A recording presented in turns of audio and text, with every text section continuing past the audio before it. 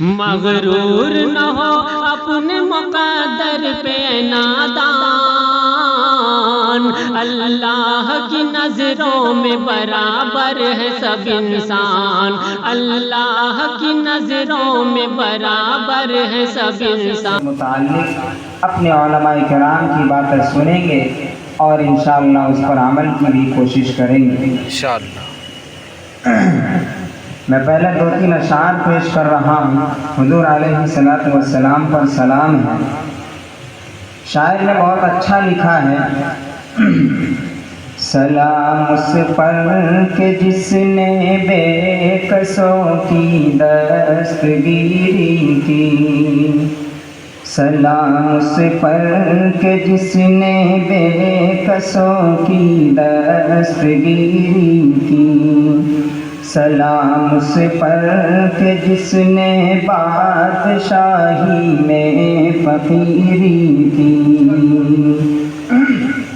سلام اس پر کہ اسرار محبت جس میں سکھلائے، سلام اس پر کہ اسرار محبت جس نے سکھلائے، سلام اس پر کہ جس نے زخم کھا کر پھول برسائے، سلام اس پر کہ جس نے بے کسوں کی دستگیری کی، بلغ العلا بکمالہ کشف الدجا بجمالہ، کسی ایک ادا کی تو بات کیا حسنت جمیع خصالہ، وہ خدا کا جس نے پتہ دیا صلو علیہ وآلہ۔ حاضرین محترم، آج کا جو یہ ہمارا پروگرام ہے یہ یقیناً آپ علیہ السلام کی ذات کے حوالے سے ہے۔ آپ علیہ السلام کی ولادت اس دنیا کے اندر ایسے وقت میں ہوتی ہے، ایسے حالات میں ہوتی ہے کہ جب لوگ ایک دوسرے سے لڑنے کے در پہ ہوتے ہیں، جہالت کا دورہ ہوتا ہے، لوگ ایک خدا کو بھول جاتے ہیں، لوگ وحدانیت کو بھول جاتے ہیں، لوگ توحید کو بھول جاتے ہیں، لوگ تو اس بات پر فخر کرتے ہیں کہ ہم نے دوسروں کا حق چھین لیا، لوگ اس بات پر فخر کرتے ہیں ہم نے فلاں کو مار دیا، لوگ اس بات پر فخر کرتے ہیں کہ ہم نے فلاں قبیلے پر فتح حاصل کر لی۔ ایسے وقت میں آپ علیہ السلام کی ولادت ہوتی، وہ کعبہ جہاں 360 خداؤں کی پرستش کی جا رہی تھی، آپ علیہ السلام کی ولادت پر اسے خوشخبری سنا دی جاتی ہے، اے کعبہ تجھے مبارک ہو، جہاں تمہارے اندر 360 خداؤں کی پرستش کی جا رہی تھی اور یہاں کے باشندوں نے تمہیں ناپاک کر رکھا تھا، تو اے کعبہ تجھے مبارک ہو، جہاں تمہارے اندر 360 خداؤں کی پرستش کی جا رہی تھی، اب محبوب خدا کی ولادت ہو چکی ہے، اب حضور نور صلی اللہ علیہ وسلم اس دنیا میں مبعوث ہو چکے ہیں، اب تیرے اندر کسی بت کی پوجا نہیں ہوگی، کسی بت کی عبادت نہیں ہوگی، بلکہ بتوں کو باہر نکال کر پھینک دیا۔ حضور علیہ السلام کی تعلیمات سے پوری دنیا اور پوری کائنات روشن و منور ہو گئی۔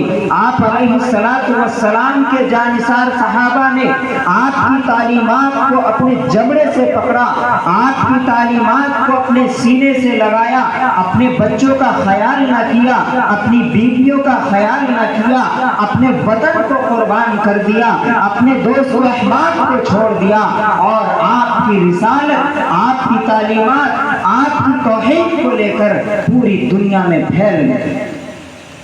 یہ حضور علیہ السلام کے صحابہ کی محنت ہے اور ان کی برکت ہے۔ آج ہمارے چہروں پر جالیاں ہیں، ہمارے سروں پر ٹوپیاں ہیں، یہ انہی صحابہ کی دین ہے اور حضور علیہ السلام کی تعلیمات۔ ورنہ ہم میں سے کوئی یہ بتا سکتا ہے کہ کانپور میں کوئی صحابی آیا تھا؟ نہیں۔ कानपुर में कोई नबी आया था या हुजूर आए थे, नहीं, लेकिन आप अलैहिस्सलातु वस्सलाम की तालीमात यहाँ तक पहुँच गई, बल्कि वहां तक पहुंच गई जहां तक हम और आप सोच भी नहीं सकते थे। क्यों? इसलिए कि आप अलैहिस्सलातु वस्सलाम आखिरी नबी है, आपके बाद कोई नबी आने वाला नहीं है, आप तमाम इंसानों के नबी हैं। हालांकि आप अलैहिस्सलातु वस्सलाम की बिअसत से पहले हर कौम में उन्हीं में का एक नबी आया करता था, लेकिन हुजूर अलैहिस्सलातु वस्सलाम किसी एक कौम के नबी नहीं थे, किसी एक खित्ते के नबी नहीं थे, किसी एक खानदान के नबी नहीं थे, बल्कि आप पूरी कायनात के नबी थे। इसलिए आपकी तालीमात भी पूरी कायनात के लिए है। इसलिए मेरे भाइयों, हमें और आपको हुजूर अलैहिस्सलातु वस्सलाम की तालीमात को अपनाना है।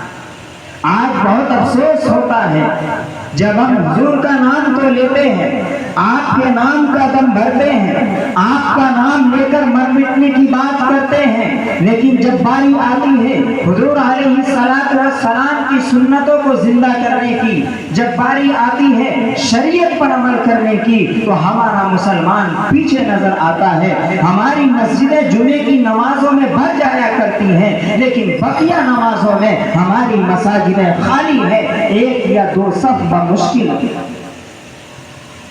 अल्लाह के नबी सल्लल्लाहु अलैहि वसल्लम ने फरमाया, मन अहब्ब सुन्नती फक़द अहब्बनी व मन अहब्बनी काना माई फिल जन्नह। हम मोहब्बत का धन करते हैं, हम कहते हैं कि हुजूर से मोहब्बत है, हम हुजूर के नाम पे चीखते और चिल्लाते हैं। हुजूर से मोहब्बत का क्या मतलब है? हुजूर से मोहब्बत किस अंदाज से होती है? खुद हुजूर अलैहिस्सलातु वस्सलाम ने अपनी ज़बान से फरमा दिया, मन अहब्ब सुन्नती फ़क़द अहब्बनी, कि जो मेरी सुन्नत से मोहब्बत करता है, जो मेरे तरीके से मोहब्बत करता है, जो मेरे तरीके पर चलता है, मन अहब्ब सुन्नती फ़क़द अहब्बनी, वो मुझसे मोहब्बत करता है।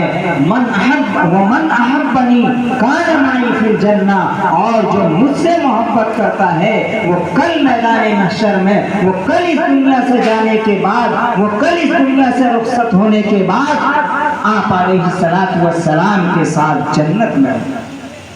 ये है हुजूर अलैहिस्सलातु वस्सलाम से मोहब्बत का तरीका, जो खुद के हुजूर अलैहिस्सलातु वस्सलाम ने बताया।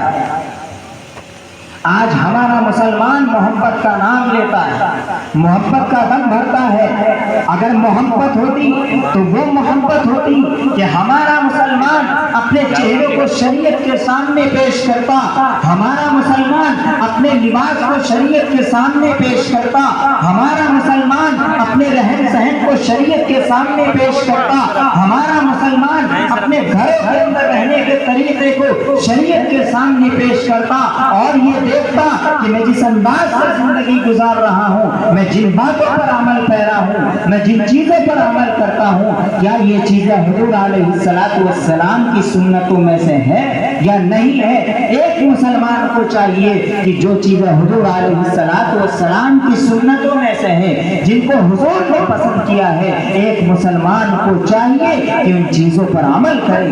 तब जाकर हम और आप ये कह सकते हैं कि यकीनन हम हुजूर अलैहिस्सलातु वस्सलाम से मोहब्बत करते हैं।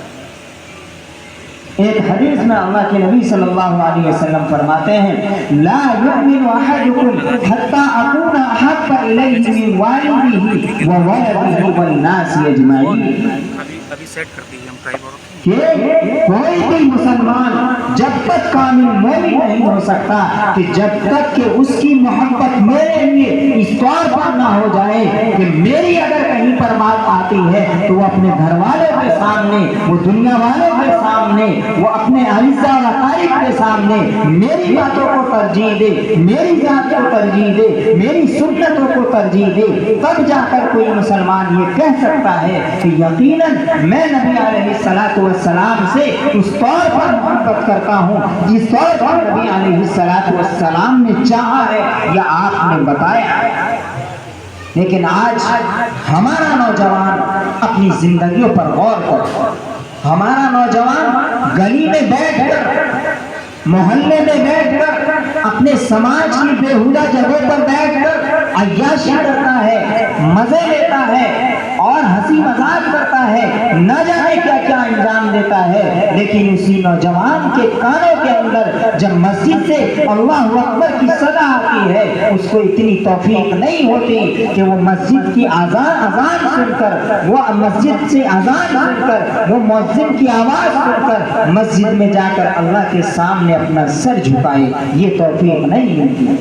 इसलिए मेरे भाइयों, नबी अलैहिस्सलातु वस्सलाम से मोहब्बत का मतलब सिर्फ और सिर्फ इतना है कि आप अलैहिस्सलातु वस्सलाम के तरीके को अपनाया जाए।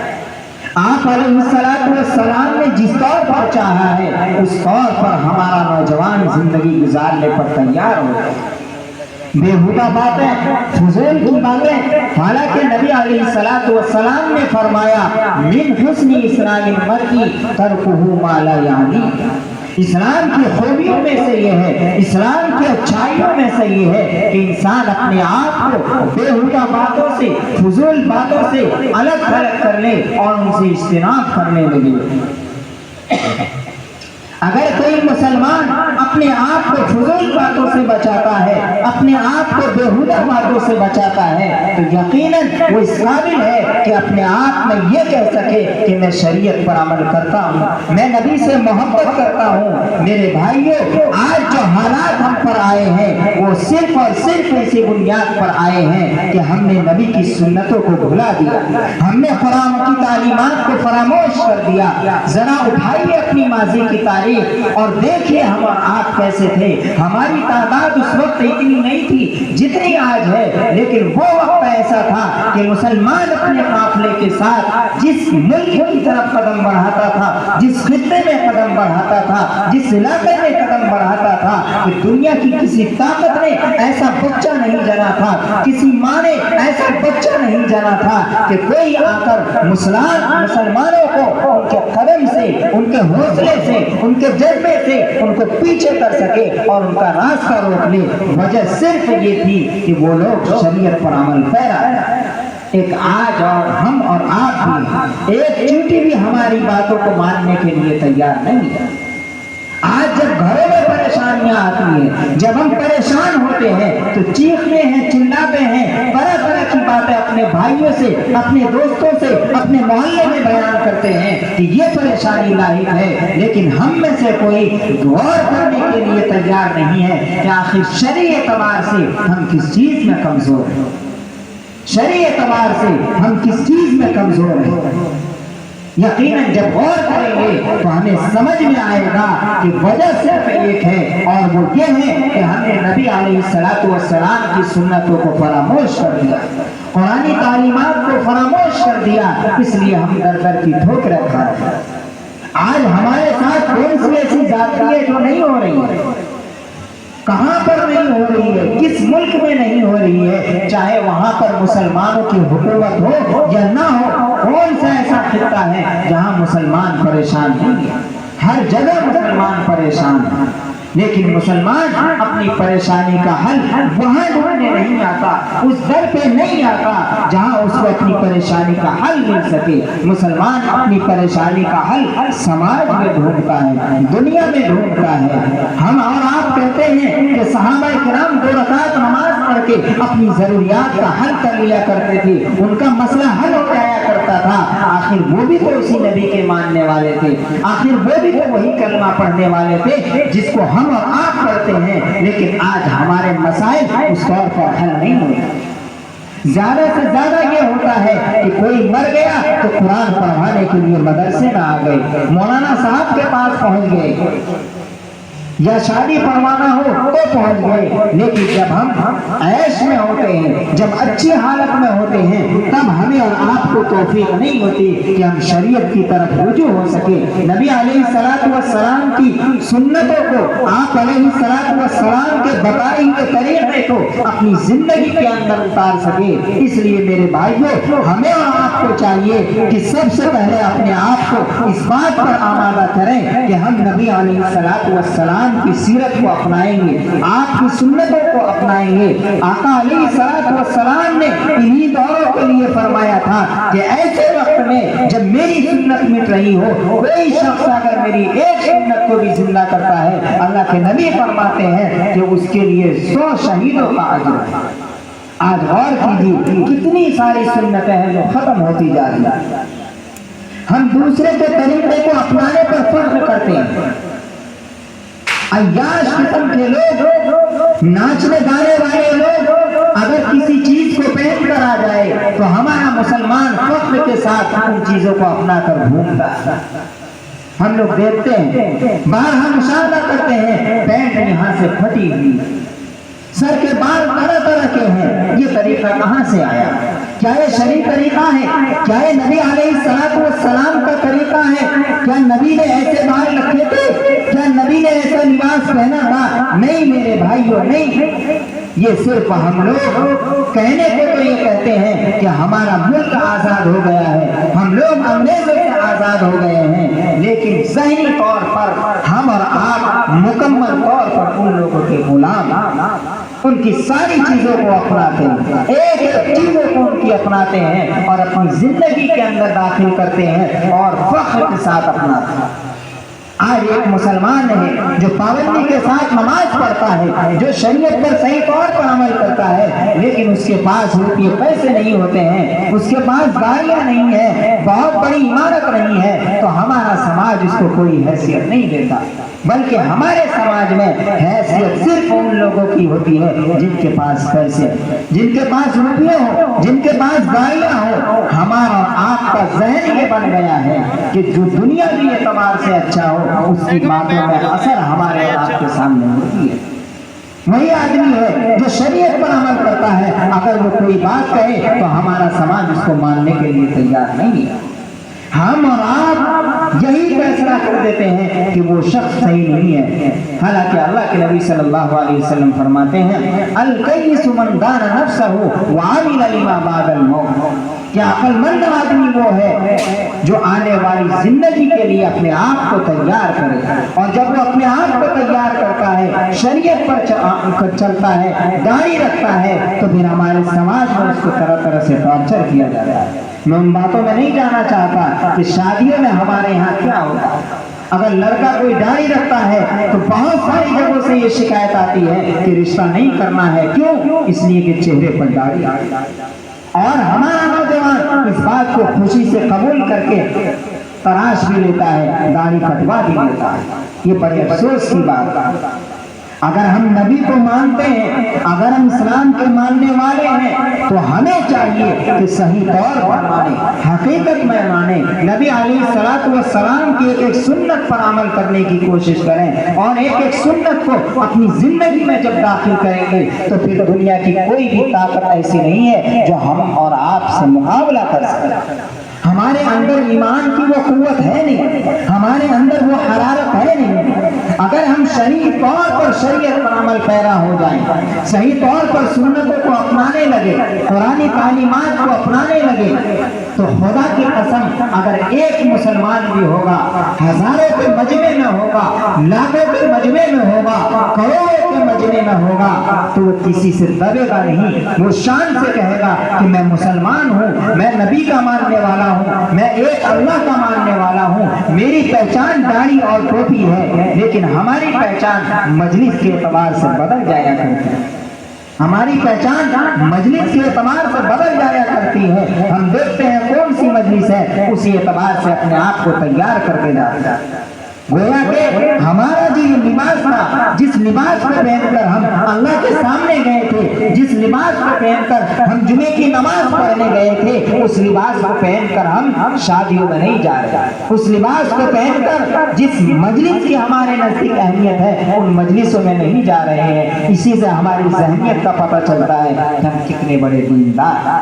मेरे भाइयों, जबान से कहने से, जबानी दावा से, चीखने और चिल्लाने से कोई शरीयत पर अमल करने वाला नहीं हो जाता, कोई नबी की सुन्नतों को अपनाने वाला नहीं हो जाता, बल्कि नबी के तरीके को अपनाने का मतलब ये है कि दुनिया कुछ भी कहे, हालात कुछ भी कहे, समाज कुछ भी कहे, घर का छोटा कुछ भी कहे, घर का बड़ा कुछ भी कहे, लेकिन हमें जो शरीयत कहती है उसी पर अमल करना है। हो सकता है कि दुश्वारियां आए, हो सकता है कि मुश्किलात आए, हो सकता है कि परेशानियां आए, लेकिन तमाम परेशानियां टल जाए।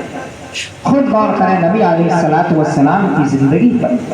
जब आपने वो अंज़िर अशीरतकल अक़रबीन आयत नाज़िल हुई और अपने कबीले, अपने खानदान वालों को आवाज लगाई, तो सबसे पहले मुखालफत भी उन्हीं लोगों ने की। वो लोग थे जो आपको सादिक और अमीन कहा करते थे, लेकिन जब आपने तौहीद की बात सिखाई, जब आपने एक अल्लाह की बात बताई, जब आपने ये कहा कि जिन बुतों की इबादत करते हो इसमें तुम्हारा कोई फायदा और नुकसान नहीं है, बल्कि तुम्हारे फायदे की अगर कोई चीज है तो वो सिर्फ ये है कि तुम्हें एक अल्लाह को मानो, तुम मेरी तालीमात को मानो, तुम मुझे नबी मान लो, वही लोग आपके मुखालिफ हो जाते हैं। आपके करीबी लोग मुखालिफ हो जाते हैं, आपके रिश्तेदार मुखालिफ हो जाते हैं, आपके खानदान मुखालिफ हो जाते हैं। तमाम पुरुष मक्का आपके खिलाफ मीटिंग करते हैं, आपको तरह तरह से अज़ियत कर दी जाती है, आपको परेशान किया जाता है, लेकिन आप अपनी तालीमात से पीछे नहीं हटते हैं। आप एक खुदा की वहदानियत की तालीमात से पीछे नहीं हटते हैं, बल्कि शरीयत की जो बात है जिस अंदाज से भी हो सकती हो वो पहुंचाते रहते हैं। और एक वक्त ऐसा आता है कि जहां पर आपके लिए इजाजत नहीं होती थी, जहां आपके लिए जाना ममनू था,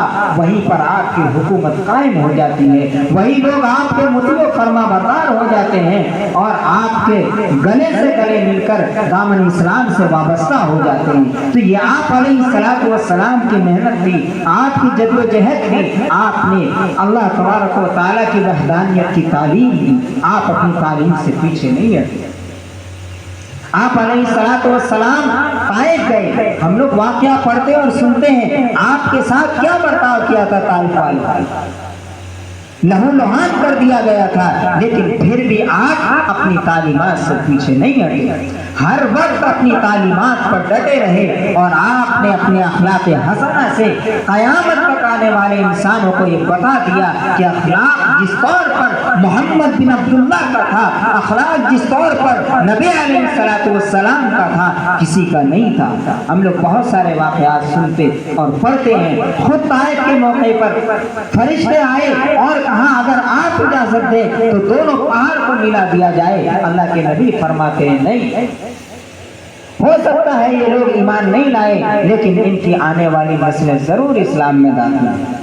इसी तरीके से आप अलैहिस्सलातु वस्सलाम एक जंग से वापस लौटते हैं और एक दरख्त के नीचे आराम फरमा होते हैं, आपके साथ में आपके जानकार सहाबा भी होते हैं और हुजूर अलैहिस्सलातु वस्सलाम को इसी आलम में नींद आ जाती है।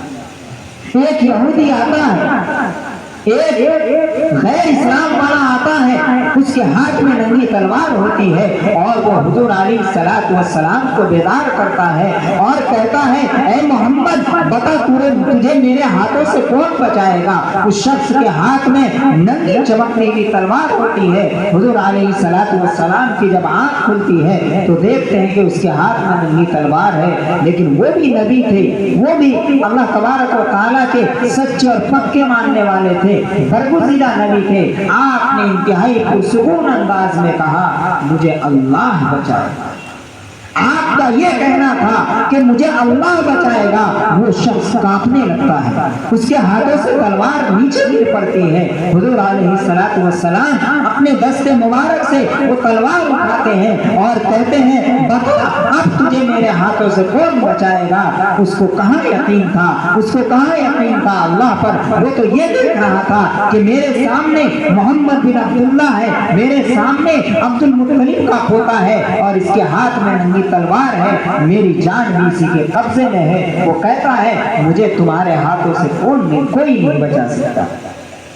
لیکن قربان جائیے اس نبی رحمت پر کہ جو شخص آپ کی جان لینے کو تیار تھا، جس نے آپ پر ننگی تلوار کام رکھی تھی، آپ نے بھی اس کو معاف کر دیا، اور اس کا نتیجہ یہ ہوا کہ وہ شخص یہ کہنے پر مجبور ہو گیا اشہد ان لا الہ الا اللہ واشہد ان محمد عبدہ ورسولہ، یہ کہہ کر وہ دامن اسلام سے وابستہ ہو جاتا ہے۔ یہ آپ علیہ السلام کے اخلاق تھے۔